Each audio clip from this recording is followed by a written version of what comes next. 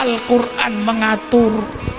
Cuman maaf Bapak polisi, kiai bertahun-tahun diakali. Kiai tidak boleh berpolitik, tidak boleh bicara politik, di masjid tidak boleh bicara politik, di pengajian tidak boleh bicara politik. Subhanallah, subhanallah.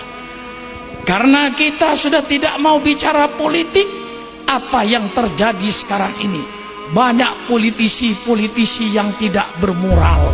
Maka saya minta mulai hari ini, malam ini, semua kiai dan semua ulama, mari kita bicara soal politik. Politik Al-Quran, politik sunnah Rasulullah, politik yang santun, politik yang sopan, politik yang bermoral. Jangan politik seperti sekarang ini, politik hoak, politik kebohongan. Betul apa tidak? Bohong sana, bohong sini, bohong sana, bohong sini, fitnah sana, fitnah sini, menjatuhkan sana, menjatuhkan sini.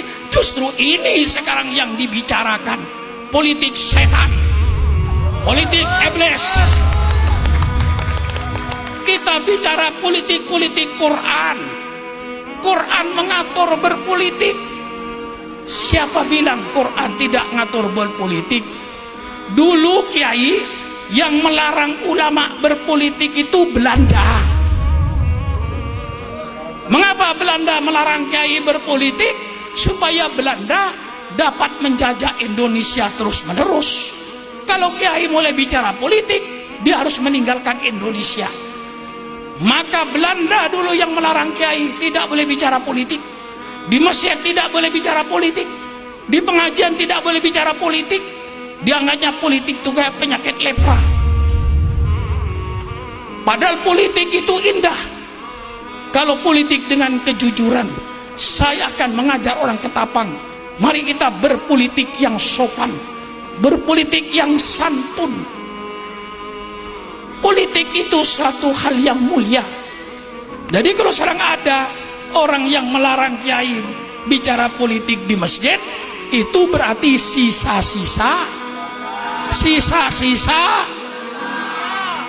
Sukran Makmun sebagai warga negara Republik Indonesia yang cinta sama Pancasila, cinta sama Undang-Undang Dasar 45, cinta sama Bhinneka Tunggal Ika.